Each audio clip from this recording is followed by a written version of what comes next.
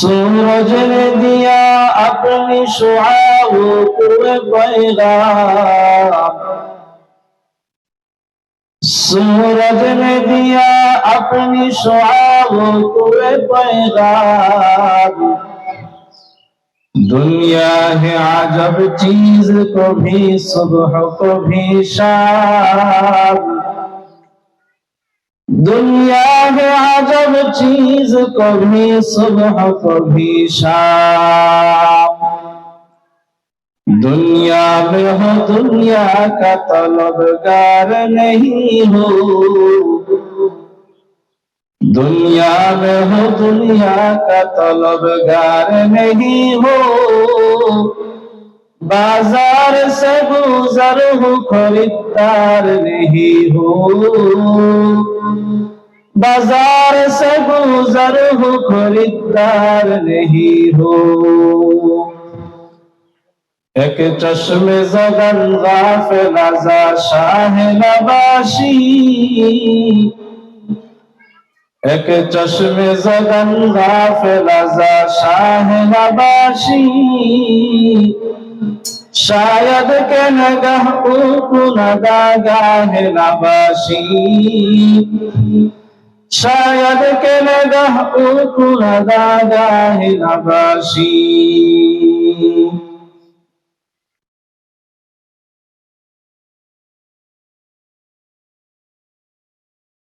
Office पारा মারকাজ তারতিব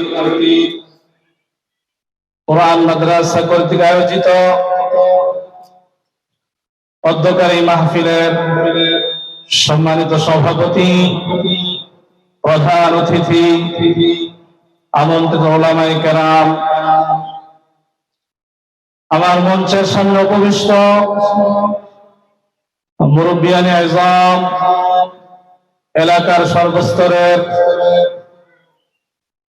দিন প্রিয়, ইসলাম প্রিয় মুসলমান ভাইয়েরা, মাদ্রাসার তালিবুল ইলম ছাত্র ভাইয়েরা এবং পর্দার আড়ালে অবস্থানরত আমার সম্মানিত মা ও বোনেরা, আল্লাহ রাব্বুল আলামিনের দরবারে অগণিত অসংখ্য শুকর ও সুজুদ যে মহান রব্বুল আলামিন আমাদেরকে অত্যন্ত দয়া করে মায়া করে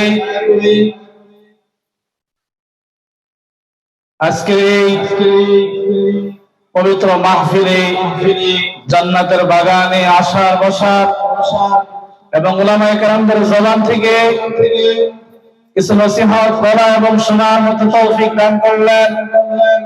এজন্য সবাই অন্তরের গভীর থেকে সেই রবের দরবারে কালিমাতুশ শুকর আদায় করি, আলহামদুলিল্লাহ। এবং লক্ষ কোটি দুরূদ ও সালামের হাদিয়া সাইয়্যিদুল আম্বিয়া, আশরাফুল আম্বিয়া, খাতামুল আম্বিয়া, শ্রেষ্ঠ নবী, উত্তম নবী, শেষ নবী মুহাম্মদ মুস্তাফা সাল্লাল্লাহু আলাইহি ওয়াসাল্লামের প্রতি, যে নবীকে সৃষ্টি না করলে আল্লাহ তাআলা আসমান জমিন, চন্দ্র সূর্য গ্রহ নক্ষত্র সাগর নদী গাছপালা তরুলতা আপনি আমি কোনো কিছুই সৃষ্টি হতো না। এরকম এক মহানবী উম্মত হিসেবে আল্লাহ তাআলা আমাদেরকে কবুল করেছেন। এজন্য সেই মহান নবীর দরবারে আরেকবার শুকরিয়া আদায় করি, আলহামদুলিল্লাহ। মুআজ্জাজ হাজিরিন,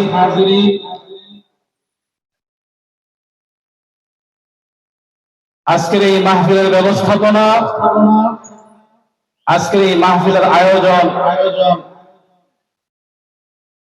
এর উদ্দেশ্য হলো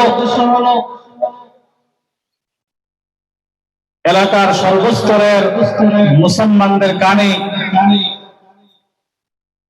কোরআন ও হাদিসের বাণী, দ্বীনি নসিহত গুলো পৌঁছে দেওয়া। এই দ্বীনি নসিহত খুবই গুরুত্বপূর্ণ বিষয়।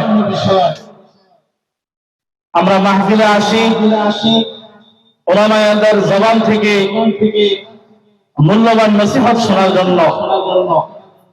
এই নসিহত গুলো এগুলো আমাদের পাথেয়, যদি কেহ এই কোরআন হাদিসের বাণীগুলো ওরা আমাদের এই নসিহত গুলোকে গ্রহণ করে সে অনুযায়ী আমল করে, তাহলে তার জীবন পরিবর্তন হয়ে যাবে। আল্লাহ পাক রব্বুল আলামিন তার জীবনকে সুন্দর করে দিবেন, দুনিয়ার জীবন আখিরাতের জীবন আল্লাহ তাআলা সফল করে দিবেন। তো আমরা এখানে আসছি নসিহত শোনার জন্য। নসিহত খুবই দামি জিনিস, খুবই গুরুত্বপূর্ণ জিনিস। এজন্যই মহান রব্বুল আলামিন স্বয়ং নিজেই তার হাবিবকে, তার বন্ধুকে নসিহত করার জন্য নির্দেশ দিয়েছেন। আল্লাহ পাক রব্বুল আলামিন তার প্রিয় হাবিব, তার প্রিয় বন্ধু সরকারে দু আলম নবী সাল্লাল্লাহু আলাইহি সাল্লামকে 26 নম্বর পারার সূরা জারিয়াতের 55 নম্বর আয়াতে আল্লাহ তাআলা নির্দেশ দিচ্ছেন, ওয়াযাক্কির ফাইন্না যিকরা তানফাউল মুমিনিন। রব্বুল আলামিন এই আয়াতে কারিমার মধ্যে তার হাবিবকে, তার বন্ধুকে বলতেছেন, হে আমার হাবিব, হে আমার দোস্ত, আপনি আপনার উম্মতদেরকে নসিহত করতে থাকুন, আপনি আপনার উম্মতদেরকে উপদেশ দিতে থাকুন। ফাইন্না যিকরা তানফাউল মুমিনিন। কেননা এই নসিহত, এই উপদেশ মুমিনদের বড় উপকারে আসবে। নসিহত বড় উপকারী জিনিস। নসিহত দ্বারা মুমিন সে তার জীবনকে পরিবর্তন করবে, বদ আমল ছেড়ে নেক আমল ধরবে, জাহান্নামের পথ ছেড়ে জান্নাতের পথ ধরবে, খারাপ পথ ছেড়ে ভালো পথ ধরবে। এই নসিহত এত দামি জিনিস। আল্লাহ পাক রব্বুল আলামিন কোন কথায় তার জীবনের মোড় ঘুরিয়ে দিবেন এটা আল্লাহ ছাড়া কেউ বলতে পারে না। এজন্য ওলামাদের জবান থেকে যে নসিহত গুলো করা হয় খুব মনোযোগ দিয়ে শোনা, খুব আজমতের সাথে, আদবের সাথে, আমলের নিয়তে, জীবনকে পরিবর্তন করার নিয়তে শোনা। যদি আমরা কথাগুলো দিলের কানে শুনতে পারি, মনোযোগ দিয়ে শুনতে পারি আর আমল করতে পারি, আল্লাহ তাআলা আমাদের ইহকাল পরকাল সফল করে দিবেন। এজন্য আল্লাহ পাক রব্বুল আলামিন কোরআনের বিভিন্ন জায়গায়, কোরআনের পৃষ্ঠায় পৃষ্ঠায় তার বান্দা বান্দীদেরকে নসিহত করেছেন। কোরআনটা হলো নসিহতের কিতাব, কোরআনের মধ্যে নসিহতে ভরা। এবং আল্লাহর হাবিব সাল্লাল্লাহু আলাইহি ওয়াসাল্লাম হাদিসের মধ্যে অনেক নসিহত করেছেন। হাদিসের কিতাব খুললে শত শত ভরি ভরি নসিহত পাওয়া যায়। এই নসিহত গুলো এত দামি, এত দামি। যদি কোনো বান্দা আল্লাহর হাবিবের এই নসিহত গুলো গ্রহণ করে, সে অনুযায়ী তার জীবনটাকে পরিচালনা করে, তাহলে তার দুনিয়া আখিরাতের সফলতার জন্য এটাই যথেষ্ট। আমার ভাইয়েরা, আমার বন্ধুরা, আমি আপনাদের সামনে আল্লাহর হাবিব সাল্লাল্লাহু আলাইহি ওয়াসাল্লামের এরকম একটা নসিহতের হাদিস আজকে পাঠ করেছি। এই নসিহত রাসূলুল্লাহ সাল্লাল্লাহু আলাইহি ওয়াসাল্লাম তার প্রিয় সাহাবী হযরত আবু হুরায়রা রাদিয়াল্লাহু তাআলা আনহু কে করেছেন। আবু হুরায়রা তো এমন সাহাবী, সাহাবায়ে কেরামের মধ্যে সবচেয়ে বেশি riwayatকারী, সবচেয়ে বেশি হাদিস বর্ণনাকারী সাহাবী, যার মতো হাদিস অন্য কোন সাহাবী বর্ণনা করেন নাই। এমনকি রাসূলের প্রিয় সহধর্মিণী আম্মা জান আয়েশা সিদ্দিকা রাদিয়াল্লাহু তাআলা আনহা, তিনিও আবু হুরায়রার মতো হাদিস বর্ণনা করতে পারেন নাই।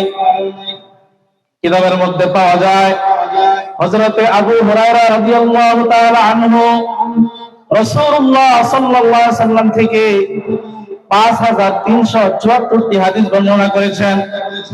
আর আম্মা জান আয়েশা সিদ্দিকা রাদিয়াল্লাহু তাআলা আনহা রাসূলের স্ত্রী হওয়া সত্ত্বেও যিনি রাসূলের সাথে সর্বদা ছিলেন, তিনি মাত্র 2210টি হাদিস বর্ণনা করেছেন। উভয়ের মধ্যে কত তফাৎ, কত ব্যবধান! এর কারণ হলো হযরত আবু হুরায়রা রাদিয়াল্লাহু তাআলা আনহু তিনি সর্বদা রাসূলের দরবারে পড়ে থাকতেন। রাসূলের দরবার কখনো ছাড়তেন না। রাসূলের দরবারের আশেপাশে সব সময় থাকতেন। খেয়ে না খেয়ে সব সময় রাসূলের কাছেই পড়ে থাকতেন।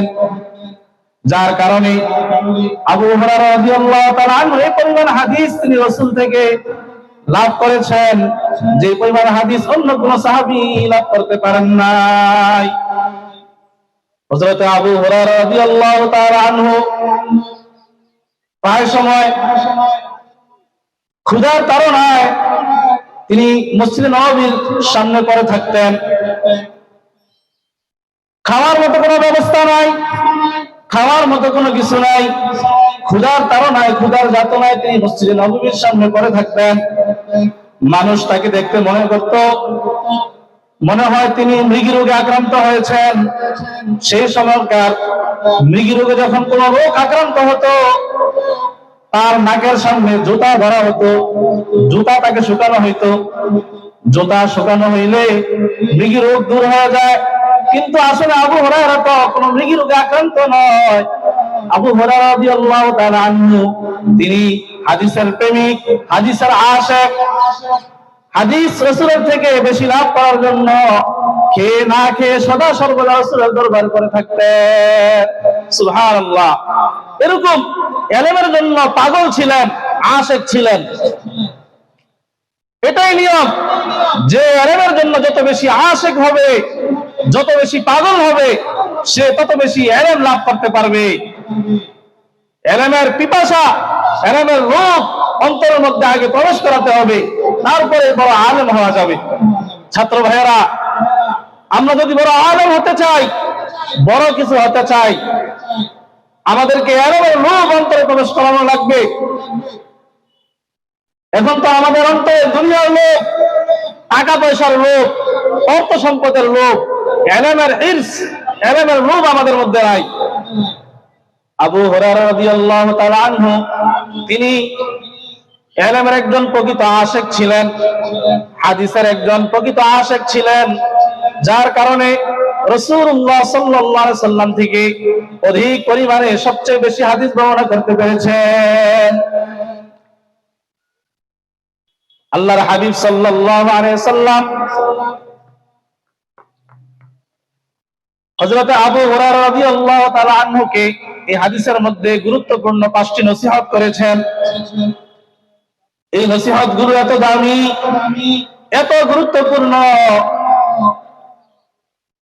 এর গুরুত্ব বোঝানোর জন্য সরকার দু আলম নবী সাল্লাল্লাহু আলাইহি ওয়াসাল্লাম হাদিস বর্ণনা করার আগে নবী করিম সাল্লাল্লাহু আলাইহি ওয়াসাল্লাম একটা মুকদ্দমা, একটা ভূমিকা পেশ করেছেন।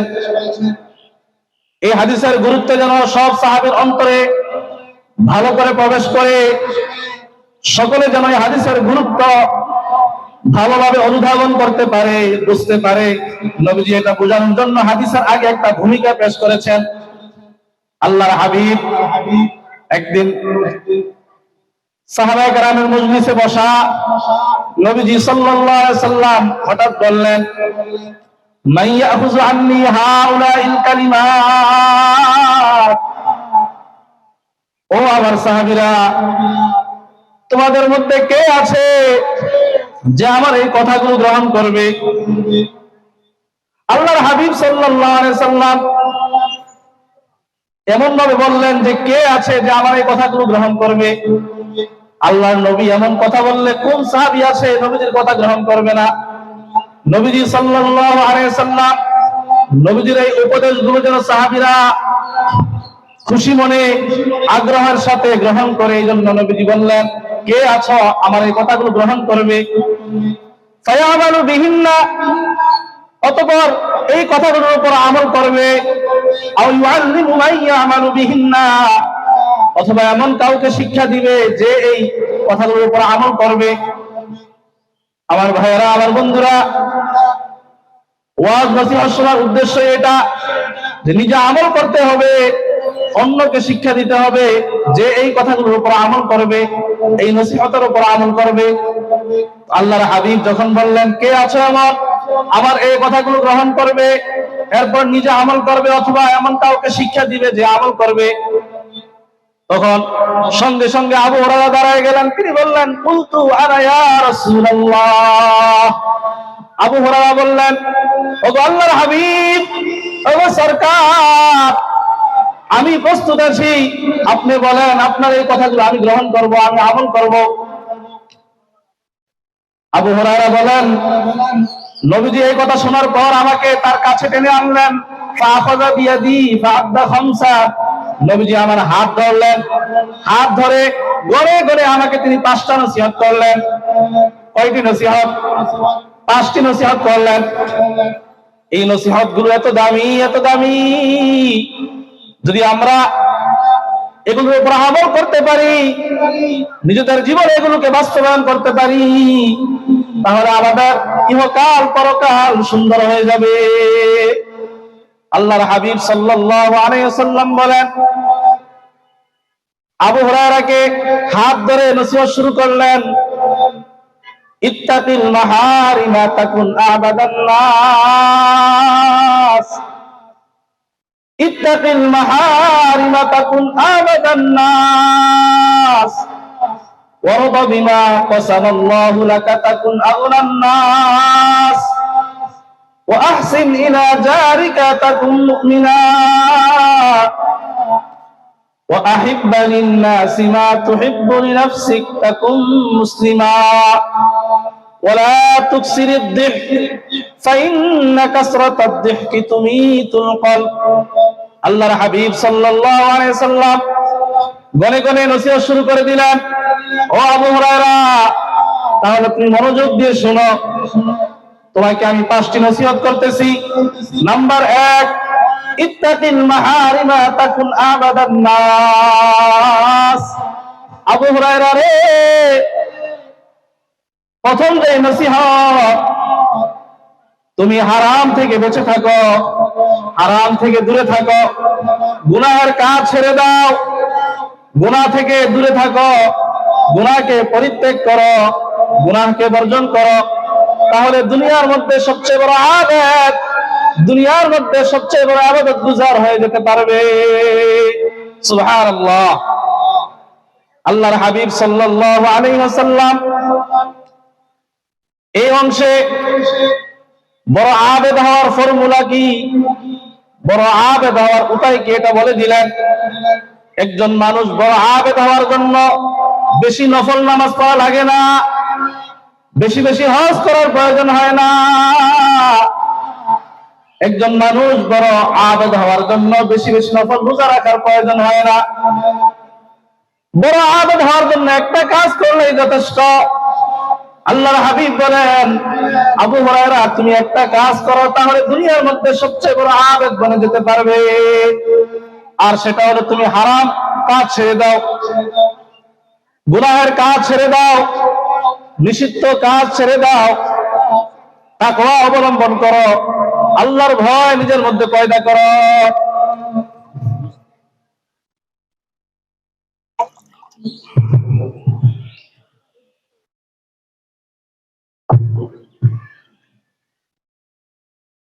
যখন কোন বান্দার মধ্যে আল্লাহর ভয় চলে আসবে, যখন কেউ মুত্তাকি হয়ে যাবে, তাকওয়া অর্জন করবে, তখন সে সবচেয়ে বড় আবেদ, সবচেয়ে বড় ইবাদত গুজার হয়ে যাবে। আমার ভাইয়েরা, আমার বন্ধুরা, তাকওয়া কাকে বলে? তাকওয়া কি জিনিস? আল্লাহর হাবিব সাল্লাল্লাহু আলাইহি ওয়াসাল্লাম, তার সাহাবায়ে কেরাম, বুজুর্গানে দ্বীন, তাকওয়ার বিভিন্ন সংজ্ঞা দিয়েছেন, বিভিন্ন পরিচয় দিয়েছেন। একেবারে সহজ কথা হলো, তাকওয়া মানে হলো ফি'লুল খায়রাত ওয়া তারকুল মুনকারাত, ভালো কাজগুলো করা, মন্দ কাজগুলো ছেড়ে দেওয়া। ভালো কাজ করা, মন্দ কাজ ছেড়ে দেওয়া, এটা যে করবে সে বড় মুত্তাকি হয়ে যাবে। আরো সহজ, যে গুনার কাজ না করা এবং ভালো কাজ না ছাড়া, ভালো কাজ ছাড়বো না, গুনার কাজ করবো না, এই দুইটা কাজ যদি কেউ করতে পারে সে হবে দুনিয়ার মধ্যে সবচেয়ে বড় মুত্তাকি। মুত্তাকির আল্লাহর কাছে বড় দাম। আল্লাহ তাআলা মুত্তাকিকে বড় পছন্দ করেন। ইন্নাল্লাহা ইউহিব্বুল মুত্তাকিন। মুত্তাকির আল্লাহর বন্ধু, মুত্তাকির আল্লাহর পছন্দের পাত্র। আল্লাহ তাআলা তাদেরকে বড় ভালোবাসেন। দুনিয়ার মধ্যে কে কত বড় সম্পদশালী, কে কত বড় সুন্দর, তার অনেক অর্থ সম্পদ আছে, আল্লাহ তাআলা এটা দেখেন না। একজন মানুষ আল্লাহ তাআলার কাছে সম্মানিত হওয়ার মাপকাঠি হলো তাকওয়া। এটাই আল্লাহ তাআলা কোরআনের এক জায়গায় বলেন, ইন্না আকরামাকুম ইনদাল্লাহি আতকাকুম। তোমাদের মধ্যে আল্লাহ তাআলার নিকট সবচেয়ে সম্মানিত, সবচেয়ে মর্যাদাবান হলো ওই ব্যক্তি যে সবচেয়ে বেশি খোদাভীরু, যার মধ্যে সবচেয়ে বেশি তাকওয়া আছে, সে আল্লাহর কাছে সবচেয়ে দামি। তাকওয়ার অনেক দাম। তাকওয়া কাকে বলে?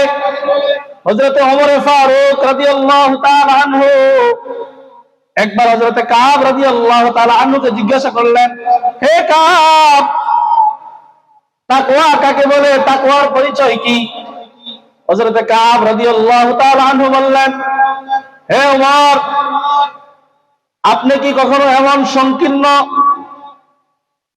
এমন কোন সংকীর্ণ রাস্তা দিয়ে চলাফেরা করেছেন যে রাস্তার উভয় পাশে কাঁটা বিছানো, কাঁটাযুক্ত সংকীর্ণ রাস্তা, যে রাস্তার উভয় পাশে কাঁটা আর রাস্তাটা বড় সংকীর্ণ, এরকম রাস্তা দিয়ে আপনি কখনো চলাফেরা করছেন কিনা? হযরত ওমর রাদিয়াল্লাহু তাআলা আনহু বললেন, হ্যাঁ, এমন রাস্তা দিয়ে তো চলাফেরা করেছি। তখন কাব রাদিয়াল্লাহু তাআলা আনহু বললেন, আচ্ছা, এরকম রাস্তা দিয়ে যখন আপনি চলেছেন, আপনি যখন হেঁটেছেন, তখন কিভাবে হেঁটেছেন? হযরত ওমর রাদিয়াল্লাহু তাআলা আনহু বলেন, আমি যখন কাঁটাযুক্ত এমন রাস্তা দিয়ে হেঁটেছি, আমি খুব সতর্কতার সাথে আমার কাপড়গুলো আমি ভাঁজ করে রেখেছি। আমি এমন ভাবে চলেছি যে আমার গায়ে, আমার কাপড়ে যেন কোনো কাঁটা না বিঁধে, কোনো কাঁটা যেন আমার শরীরে না বসে, খুব সতর্কতার সাথে আমি ওই রাস্তা দিয়ে হেঁটেছি। হযরত কাব রাদিয়াল্লাহু তাআলা আনহু বললেন, ও ওমর, এটাই নাম হলো তাকওয়া, এটাই হলো তাকওয়া। এই দুনিয়ার জমিনে চলতে গেলে চতুর্দিকে গুনাহের কাঁটা, গুনাহের কাঁটায় দুনিয়াটা ভরা। আপনি যেদিকে যাবেন, সুদের কাঁটা, ঘুষের কাঁটা, জিনার কাঁটা, চুগলখড়ি, গীবত, শাকায়াত, মিথ্যা কথার কাঁটা। দুনিয়ার জমিনটা গুনাহের কাঁটায় ভরা। আপনি যখন দুনিয়ায় চলবেন, এমন ভাবে চলবেন কোন গুনাহের কাঁটা যেন আপনার শরীরের মধ্যে না বিধে। এটার নামে হলো তাকওয়া। দুনিয়ায় চলার ক্ষেত্রে কোন গুনাহ যেন আমার সাথে না লাগে, গুনাহ থেকে নিজেকে দূরত্বে রাখা, গুনাহকে এড়িয়ে চলা। আমার ভাইয়েরা, আমার বন্ধুরা, আল্লাহর হাবিব সাল্লাল্লাহু আলাইহি ওয়াসাল্লাম আবু হুরায়রাকে বললেন, ও আবু হুরায়রা, তুমি যদি সবচেয়ে বড় আবেদ হতে চাও, সবচেয়ে বড় ইবাদত গুজার হতে চাও, তাহলে একটা কাজ করো, তুমি আরাম কাজ ছেড়ে দাও, নিষিদ্ধ কাজ ছেড়ে দাও। নিষিদ্ধ কাজ যদি ছেড়ে দিতে হয়, তাহলে আমাকে সব গুনাহের কাজ ছাড়তে হবে। ঘুষ খাওয়া, সুদ খাওয়া, এটা কি হালাল না হারাম? এটা হারাম। আমাকে সুদ ঘুষ থেকে দূরে থাকতে হবে। গীবত করা এটা হারাম, মিথ্যা কথা বলা এটা হারাম, চুগলখড়ি করা এটা হারাম, অন্যের উপর জুলুম করা এটা হারাম, অন্যের সাথে খারাপ ব্যবহার করা এটা হারাম। এই সকল কাজ আমাকে ছাড়তে হবে, আমাকে বর্জন করতে হবে। নামাজ না পড়া এটা হারাম, রোজা না রাখা এটা হারাম, হজ ফরজ হলে হজ না করা, যাকাত ফরজ হলে যাকাত না দেওয়া হারাম। এই সকল কাজ থেকে আমাকে বাঁচতে হবে। আমি যদি হারাম কাজ ছেড়ে দেই, আল্লাহ পাক রব্বুল আলামিন দুনিয়ার মধ্যে সবচেয়ে বড় ইবাদত গুজার, সবচেয়ে বড় আবেদ আমাকে বানিয়ে দিবে। সুবহানাল্লাহ। আল্লাহর হাবিব সাল্লাল্লাহু আলাইহি ওয়াসাল্লাম তার প্রিয় সাহাবী হযরত আবু হুরায়রাকে দ্বিতীয় নসিহত করিতেছেন, ওয়ারদা বিমা কাসামাল্লাহু লাকা তাকুন আগনান নাস। ও আবু হুরায়রা, আল্লাহ পাক রব্বুল আলামিন তোমার বন্টনে যা রেখেছেন, তোমার বন্টনে যা আছে, আল্লাহ তোমাকে যতটুকু সম্পদ দিয়েছেন, যতটুকু অর্থ তোমাকে দিয়েছেন, তুমি এর উপর রাজি থাকো, এর উপর সন্তুষ্ট থাকো। বেশি পাওয়ার লোভ করিও না, তাহলে দেখবে দুনিয়ার মধ্যে সবচেয়ে বড় ধনী, সবচেয়ে বড় অমুখাপেক্ষী তুমি হয়ে যেতে পারবে। আমার ভাইয়েরা, আমার বন্ধুরা, আমরা তো মনে করি দুনিয়ার মধ্যে যার বেশি সম্পদ আছে সে মনে হয় বড় ধনী, যার টাকা পয়সা বেশি সে মনে হয় বড় ধনী। আল্লাহ হাবিব বলেন, না না না, অল্প তুষ্টির গুণ যার আছে, আল্লাহ তাআলা যাকে যা দিয়েছেন এর উপর যে সন্তুষ্ট থাকে, যার উপর আলহামদুলিল্লাহ বলে, বেশি পাওয়ার লোভ করে না, এই লোকটাই হলো পৃথিবীর মধ্যে সবচেয়ে বড় ধনী, এই লোকটাই হলো সবচেয়ে বড় মুখাপেক্ষী। কারণ ধনীকে আরবিতে বলা হয় গনি। গনি শব্দের অর্থ হলো অমুখাপেক্ষী। দেখবেন দুনিয়ার মধ্যে যে যত বড় ধনী সে তত বড় মুখাপেক্ষী। আপনারা বলবেন যে হুজুর এটা কিভাবে? তাহলে আপনারা বুঝুন, একজন লোক, তার অনেকগুলো মেল ফ্যাক্টরি আছে, সে অনেক মেল ফ্যাক্টরির মালিক, তার আন্ডারে অনেক শ্রমিক, অনেক লোক কাজ করে। এই লোকটা অনেক শ্রমিকের, অনেক কর্মচারীর মুখাপেক্ষী। যদি কোনোদিন কর্মচারীরা না আসে, তার মেলের চাকার ঘুরবে না, তার ফ্যাক্টরি বন্ধ থাকবে, তার ব্যবসার মধ্যে লাল বাতি জ্বলবে, সে ব্যবসায় উন্নতি লাভ করতে পারবে না। এই লোকটা অনেক লোকের মুখাপেক্ষী। যার একটা গাড়ি আছে, সে একজন ড্রাইভারের মুখাপেক্ষী, ড্রাইভার না থাকলে তার গাড়ি চলে না। যার অনেক বড় প্রাসাদ আছে, অনেক বড় বাড়ি আছে, সে একজন দারোয়ানের মুখাপেক্ষী, অনেক দারোয়ান লাগে। দারোয়ান তার বাড়ির গেটের সামনে দারোয়ানকে রেখে দেয় পাহারাদারি করার জন্য। এরকম দেখা, যে যত বড় ধনী সে তত বড় মুখাপেক্ষী। কিন্তু আর বিপরীত, যার টাকা পয়সা অর্থ সম্পদ বেশি নাই, যে দিন আনে দিন খায়, কোন রকম তার জীবনটা চলে, এই লোকের কোনো টেনশন নাই, সে কারো মুখাপেক্ষীও না, নিজের কাজ নিজেই করে, যখন যা কিছুর প্রয়োজন হয় নিজেই করে ফেলে, নিজের সমাধান করে দেয়। আল্লাহর হাবিব সাল্লাল্লাহু আলাইহি সাল্লাম বলেন, ও আবু হুরায়রা, আল্লাহ তাআলা তোমার রিজিকে যা রেখেছেন, তোমার বন্টনে আল্লাহ যা রাখছেন, তুমি এর উপরে সন্তুষ্ট থাকো, অল্প তুষ্টির গুণ তুমি অর্জন করো, তাহলে দেখবে দুনিয়ার মধ্যে সবচেয়ে বড় ধনী তুমি হয়ে যেতে পারবে। এটা হলো ধনী হওয়ার উপায়, অমুখাপেক্ষী হওয়ার উপায়। কারণ দুনিয়ার মহব্বত, দুনিয়ার ভালোবাসা এমন এক জিনিস, মানুষ কখনো দুনিয়ার সম্পদ পেয়ে তৃপ্ত হবে না।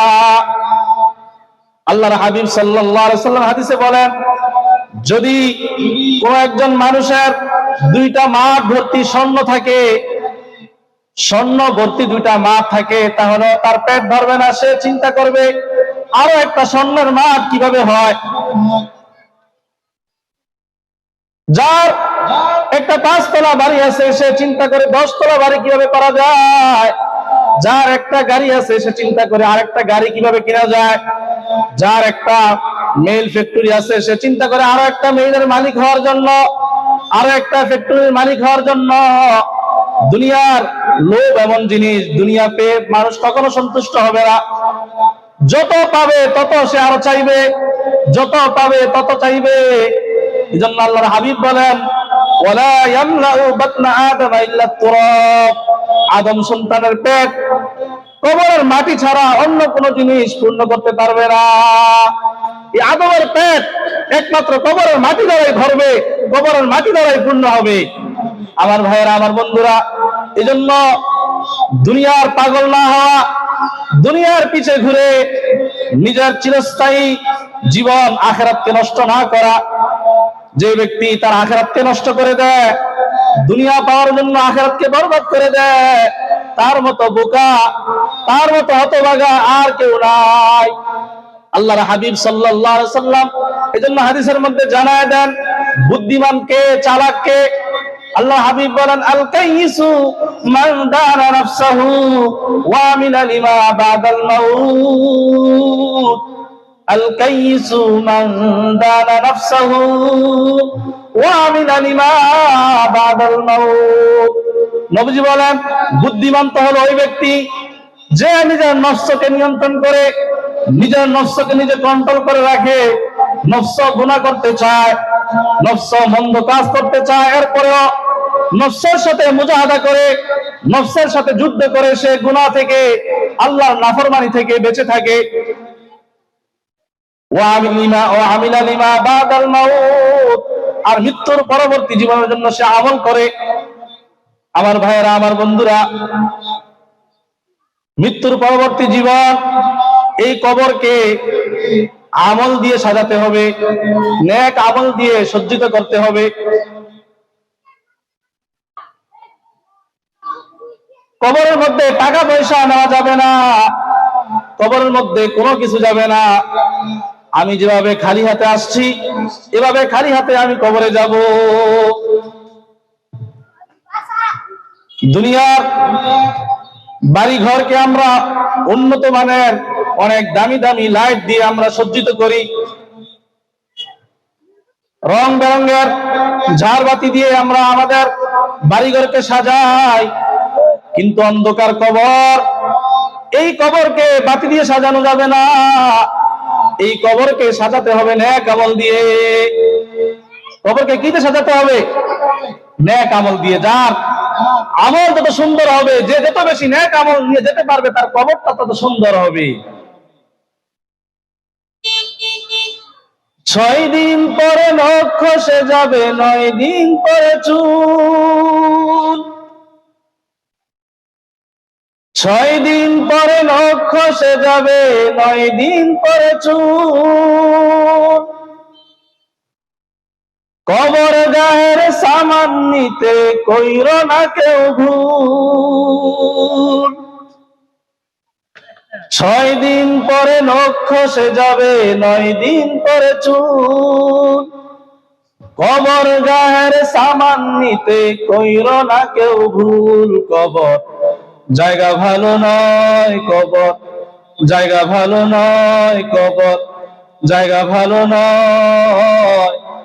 আমল দিয়ে কবর গৃহ সাজিয়ে নিতে হয়, আমল দিয়ে কবর গৃহ সাজিয়ে নিতে হয়। 17 দিনে পেট ফেটে শেষে পোকার খাদ্য হবে। 7 দিন পরে গোশত থাকবে না, কঙ্কাল পরে রবে।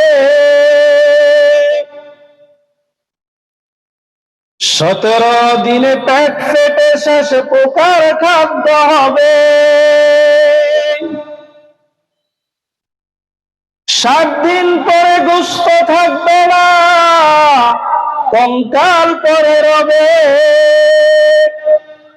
90 দিনে হাড়গুলি সব, 90 দিনে হাড়গুলি সব আলাদা হয়ে রয় কবর। জায়গা ভালো নয় কবর, জায়গা ভালো নয় কবর, জায়গা ভালো নয়। আমল দিয়ে কবর গৃহ সাজিয়ে নিতে হয়, আমল দিয়ে কবর গৃহ সাজিয়ে নিতে হয়। কবরকে কি দিয়ে সাজাতে হবে? নেক আমল দিয়ে, ভালো আমল দিয়ে, নামাজ দিয়ে, রোজা দিয়ে, জিকির দিয়ে, কোরআনে কারিমের তেলাওয়াত দিয়ে আমাদের কবরকে সাজাতে হবে। আমার ভাইয়েরা, আমার বন্ধুরা, যার আমল যত সুন্দর হবে, যে যত বেশি নেক আমল নিয়ে যেতে পারবে, তার কবরটা তত সুন্দর হবে, তত সজ্জিত হবে। যখন বান্দা নেক আমল নিয়ে কবরে যাবে, তখন আল্লাহ পাক রব্বুল আলামিন ঘোষণা করে দিবেন, ফাফরিশুহু মিনাল জান্নাহ ওয়া আলবিসুহু মিনাল জান্নাহ ওয়াফতাহু লাহু বাবান ইলাল জান্নাহ। ও আমার ফেরেশতারা, আমার এই বান্দার জন্য কবরের মধ্যে জান্নাতের বিছানা বিছায়া দাও, আমার এই বান্দার জন্য কবরে জান্নাতের পোশাক পাঠিয়ে দাও, আর জান্নাতের দিকে, তার কবরের দিকে একটা দরজা খুলে দাও। জান্নাত থেকে আলো বাতাস তার কবরের মধ্যে আসতে থাকবে। ওই বান্দা কবরের মধ্যে জান্নাতের নাজ ও নিয়ামত ভোগ করতে থাকবে। এজন্য যে পরকালের জীবনের জন্য, কবরের জন্য প্রস্তুতি নেয়, রাসূল বলেছেন সে হলো প্রকৃত চালাক, সে হলো প্রকৃত বুদ্ধিমান। আল কাইসু মান দারা নাফসাহু ওয়া আমিলা লিমা বাদাল মাউত। প্রকৃত বুদ্ধিমান তো হলো সেই যে মৃত্যুর পরবর্তী জীবনের জন্য আমল করে প্রস্তুতি নেয়। এজন্য আমাদেরকে সব সময় চিন্তা করতে হবে, এই দুনিয়ার জীবন আমি সুখে থাকি বা দুঃখে থাকি, একদিন শেষ হয়ে যাবে। দুনিয়ার জীবন শেষ হয়ে যাবে। দুনিয়ার জীবন শেষ হওয়ার পর যখন আখিরাতের জীবন শুরু হবে, ওই আখিরাতের জীবন শুরু হবে আর শেষ হবে না। আখিরাতের জীবনে যে সফল হলো, আখিরাতের জীবনে যে কামিয়াব হবে, সে হলো প্রকৃত কামিয়াব, সে হবে প্রকৃত সফল। দুনিয়ার মধ্যে আমি যত বড় ধনী হই, আমি যত সুন্দর হই, আমি যত উন্নত বংশের লোক হই, যদি আমার আখিরাত নষ্ট হয়ে যায়, আমার নাম যদি জাহান্নামীদের খাতায় লেখা হয়ে যায়, তাহলে আমি ব্যর্থ, আমি নাকাম। আল্লাহ তাআলা বলেন আখিরাতে কে সফল কে বিফল, আল্লাহ তাআলা সফলতার মাপকাঠি বলে দিচ্ছেন। ফামান যুহজিহা আনিন নার, ফামান যুহজিহা আনিন নারি ওয়া উদখিলাল জান্নাতা ফাকাদ ফাজ। হাশরের ময়দানে যখন বিচার শেষ হয়ে যাবে, বিচার শেষ হওয়ার পর যাকে জাহান্নাম থেকে দূরে সরিয়ে নেওয়া হলো, জাহান্নাম থেকে যাকে মুক্তি দিয়ে দেওয়া হলো, আর যাকে জান্নাতে প্রবেশ করিয়ে দেওয়া হলো, ফাকাদ ফাজ, এই লোকে হলো প্রকৃত সফল। সফলতার মাপকাঠি হলো এটাই। জন্য চিন্তার বিষয়, আমি চিন্তা করে দেখি আমি যেভাবে চলাফেরা করতেছি, যেভাবে আল্লাহর হুকুম অমান্য করতেছি, আল্লাহর নাফরমানি যেভাবে করতেছি, আমার ঠিকানা কি জান্নাতে হবে না জাহান্নামে হবে? রাত্রিবেলায় যখন ঘুমাতে যাই, বালিশের সাথে মাথা লাগিয়ে চিন্তা করি, আল্লাহ তাআলা কেন দুনিয়ায় পাঠালেন, কি করতেছি, কেন আসছি দুনিয়ায়, কোথায় যাব, কি নিয়ে যাব? যদি এই বিষয়গুলো নিয়ে ভাবি, চিন্তা করি, তাহলে জীবনের মধ্যে পরিবর্তন আসবে, আল্লাহর ভয় অন্তরে সৃষ্টি হবে। পরকালের চিন্তা, কবরের চিন্তা অন্তরে জাগ্রত হবে। আমার ভাইয়েরা, আমার বন্ধুরা, বলতেছিলাম আল্লাহর হাবিব সাল্লাল্লাহু আলাইহি সাল্লাম তার প্রিয় সাহাবী হযরত আবু হুরায়রা রাদিয়াল্লাহু তাআলা আনহুকে নসিহত করতেছেন, দুনিয়ার মধ্যে সবচেয়ে বড় ধনী হওয়ার উপায় কি? আল্লাহর নবী তার প্রিয় সাহাবীকে বলে দিলেন যে তুমি আল্লাহর পক্ষ থেকে যা পেয়েছো, আল্লাহ তোমার বরাদ্দে যা রেখেছেন, তোমার বন্টনে যা আছে, তুমি এর উপর সন্তুষ্ট থাকো, এর উপর রাজি থাকো, তাহলে তুমি দুনিয়ার মধ্যে সবচেয়ে বড় ধনী হয়ে যাবে। এরপর তৃতীয় নম্বরে আল্লাহর নবী নসিহত করতেছেন, ওয়া আহসিন ইলা জারিকা তাকুম মুমিনা। ও আবু হুরায়রা, তুমি তোমার প্রতিবেশীর সাথে উত্তম ব্যবহার করো, প্রতিবেশীর সাথে ভালো ব্যবহার করো, তাহলে তাকুন মুমিনা, তুমি প্রকৃত মুমিন হতে পারবে। প্রতিবেশীকে কষ্ট দিয়ে, প্রতিবেশীর সাথে দুর্ব্যবহার করে কখনো প্রকৃত মুমিন হওয়া যায় না। এখন তো আমরা সবাই নিজেকে মুমিন দাবি করি, নিজেকে সবাই মুসলমান দাবি করি, অথচ আমার হাত দিয়ে, আমার এই জবান দিয়ে আমি প্রতিবেশীকে কষ্ট দেই। আমার উপর আমার প্রতিবেশীর প্রতিটা মানুষ অসন্তুষ্ট, পাড়া প্রতিবেশী কেউ আমাকে দেখতে পারে না, আমার জন্য বদদুয়া করে, আমার প্রতি তারা নারাজ, আমার প্রতি তারা অসন্তুষ্ট। আল্লাহর হাবিব সাল্লাল্লাহু আলাইহি ওয়াসাল্লাম বলেন, আবু হুরায়রা, তুমি যদি প্রকৃত মুমিন হতে চাও, তুমি যদি সফল মুমিন হতে চাও, তাহলে প্রতিবেশীর সাথে ভালো ব্যবহার করো, প্রতিবেশীর সাথে উত্তম আচরণ করো। আমার ভাইয়েরা, আমার বন্ধুরা, প্রতিবেশীর হক এত বেশি, এত বেশি। আল্লাহর হাবিব সাল্লাল্লাহু আলাইহি ওয়াসাল্লাম হাদিস শরীফে ইরশাদ করেন, মা যালা জিবরিল ইউসিনি বিল জার হাত্তা যানানতু আন্নাহু সাইওয়ারিসুহু। আল্লাহর নবী বিশ্বনবী মুহাম্মদুর রাসূলুল্লাহ সাল্লাল্লাহু আলাইহি ওয়াসাল্লাম ইরশাদ করেন যে প্রতিবেশীর হক নিয়ে, প্রতিবেশীর হকের বিষয় নিয়ে জিবরাইল আমিন আমার কাছে এতবার এসেছে, এত অধিক পরিমাণে এসেছে, আমি তো এক পর্যায়ে ধারণা করে বসেছি হয়তো প্রতিবেশীকে আমার উত্তরাধিকারী বানিয়ে দিবে। হাত্তা যানানতু আন্নাহু সাইওয়ারিসুহু, যে আমি এক পর্যায়ে মনে করে বসছি, ধারণা করে বসেছি যে হয়তো আল্লাহ তাআলা প্রতিবেশীকে আমার ওয়ারিস বানিয়ে দিবে। প্রতিবেশীর এত হক। আরেক হাদিসের মধ্যে আল্লাহর নবী ইরশাদ করেন, হযরত আবু হুরায়রা রাদিয়াল্লাহু তাআলা আনহু থেকে এই হাদিসে বর্ণিত, قال رسول الله صلى الله عليه وسلم والله لا يؤمن والله لا يؤمن والله لا يؤمن। আল্লাহর নবী তিনবার বললেন যে আল্লাহর কসম সে মুমিন নয়, আল্লাহর কসম সে মুমিন নয়, আল্লাহর কসম সে মুমিন নয়। কিলা মান ইয়া রাসূলুল্লাহ, আবু হুরায়রা বললেন, হে আল্লাহর হাবিব, ওগো সরকার, ওই লোকটা কে? কে প্রকৃত মুমিন না, ইমানদার নয়, সে কে? আপনি তিনবার আল্লাহর কসম খেয়ে বললেন। আল্লাহর নবী সাল্লাল্লাহু আলাইহি ওয়াসাল্লাম তখন বললেন যে মান লা ইয়ামানু জারুহু বাওয়াইকাহু, যার অনিষ্টতা থেকে তার প্রতিবেশী নিরাপদ নয়, যার ক্ষতি থেকে তার প্রতিবেশী নিরাপদ নয়, ওই ব্যক্তি কখনো মুমিন হতে পারবে না। প্রকৃত মুমিন তখন হওয়া যাবে যখন আমার এই হাত দ্বারা, আমার এই জবান দ্বারা অন্য কোনো মানুষ কষ্ট পাবে না। বুখারী শরীফের মধ্যে হাদিস আসছে, ইমাম বুখারী রাহমাতুল্লাহি আলাইহি কিতাবুল ঈমান মধ্যে হাদিস এনেছেন।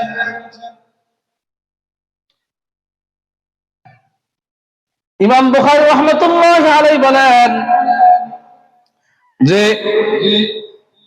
খাঁটি মুসলমান ওই ব্যক্তি, আল মুসলিমু মান সালিমাল মুসলিমুনা মিন লিসানিহি ওয়া ইয়াদিহি, প্রকৃত মুসলমান, খাঁটি মুসলমান হলো ওই ব্যক্তি যার হাত ও জবান হতে অন্য মুসলমান নিরাপদ থাকে। অন্য মুসলমানকে সে তার হাত দ্বারা কষ্ট দেয় না, তার জবান দ্বারা কষ্ট দেয় না, সে হলো খাঁটি মুমিন, সে হলো প্রকৃত মুমিন। আমার ভাইয়েরা, আমার বন্ধুরা, আল্লাহর নবীর জামানায় একবার সাহাবীরা নবীজির কাছে বললেন, ইয়া রাসূলুল্লাহ, ইয়া হাবিবাল্লাহ, অমুক মহিলার ব্যাপারে বলা হয় যে সে অনেক নফল নামাজ পড়ে, অনেক নফল রোজা রাখে, অনেক দান সদকা করে, সে অনেক আমলী, কিন্তু সে তার হাত দ্বারা, তার জবান দ্বারা প্রতিবেশীকে কষ্ট দেয়। তখন আল্লাহর হাবিব বলেন, হিয়া ফিন্নার, এই মহিলা সে জাহান্নামী, এই মহিলা জাহান্নামে যাবে। প্রতিবেশীকে কষ্ট দিয়ে নামাজ পড়লে কোনো লাভ হবে না, অন্য মানুষকে কষ্ট দিয়ে নামাজ পড়লে, দান সদকা করলে, বেশি বেশি রোজা রাখলেও জাহান্নামে যেতে হবে। এরপর সাহাবীরা আবার বললেন, ইয়া রাসূলুল্লাহ, ইয়া হাবিবাল্লাহ, আরেকজন নারী আছে, এত নফল আমল তার নাই, নফল নামাজ বেশি পড়ে না, নফল রোজা বেশি রাখে না, এত নফল দান সদকা করে না, কিন্তু তার প্রতি প্রতিবেশী সবাই সন্তুষ্ট, সে তার এই হাত দ্বারা, সে তার জবান দ্বারা কাউকে কষ্ট দেয় না। তখন আল্লাহর হাবিব বললেন, হিয়া ফিল জান্নাহ, এই মহিলা জান্নাতি। সুবহানাল্লাহ। আমার ভাইয়েরা, আমার বন্ধুরা, এজন্য সর্বদা সতর্ক থাকতে হবে, আমার প্রতিবেশী, আমার পড়শি যারা আছে, কেউ যেন আমার দ্বারা কষ্ট না পায়। আল্লাহর হাবিব এজন্য তার প্রিয় সাহাবীকে বললেন, ও আবু হুরায়রা, প্রকৃত মুমিন হতে হলে প্রতিবেশীর সাথে উত্তম আচরণ করবে। উত্তম আচরণ করা, উত্তম আখলাক ওয়ালা হওয়া। উত্তম আচরণকারী যে, যার চরিত্র ভালো, যার আখলাক ভালো, সে আল্লাহর কাছে প্রিয়, নবীজির কাছে প্রিয়, দুনিয়ার সমস্ত মানুষের কাছে প্রিয়। আল্লাহর হাবিব বলেন, ইন্না মিন আহাব্বিকুম ইলাইয়া আহসানুকুম আখলাকা। ও আমার উম্মতেরা, তোমাদের মধ্যে আমার কাছে সবচেয়ে প্রিয়, সবচেয়ে মহব্বত হলো ওই ব্যক্তি যার চরিত্র সবচেয়ে ভালো। এজন্য চরিত্রকে সুন্দর করতে হবে। চরিত্রকে সুন্দর করতে হলে আমাদের সন্তানদেরকে মাদ্রাসায় পড়াতে হবে, তাকে কোরআন শিক্ষা দিতে হবে, হাদিস শিক্ষা দিতে হবে। কোরআন ও হাদিস শিক্ষা করা ছাড়া একজন মানুষ প্রকৃত মানুষ কখনো হতে পারবে না, তার আখলাক চরিত্র কখনো সুন্দর হতে পারবে না। আল্লাহর হাবিব সাল্লাল্লাহু আলাইহি সাল্লাম এই জন্য আবু হুরায়রাকে বললেন, আবু হুরায়রা, প্রতিবেশীর সাথে তুমি উত্তম আচরণ করো, আখলাককে সুন্দর করো, চরিত্রকে সুন্দর করো। 4 নাম্বার নসিহত করতেছেন, ওয়া আহিব্বা লিন-নাসি মা তুহিব্বু লিনাফসিক। তুমি নিজের জন্য যা পছন্দ করো, অন্যের জন্য সেটা পছন্দ করো। আমার ভাইয়েরা, সময় শেষ হয়ে গেছে, আজান হয়ে গেছে। যে কথাগুলো বললাম, আল্লাহ পাক রব্বুল আলামিন আমাদের সকলকে কথাগুলোর উপর আমল করার তৌফিক দান করুন। ওয়া আখিরু দাওয়ানা আনিল হামদুলিল্লাহি রাব্বিল আলামিন। আমাদের যাদের ওযু ইস্তিনজা প্রয়োজন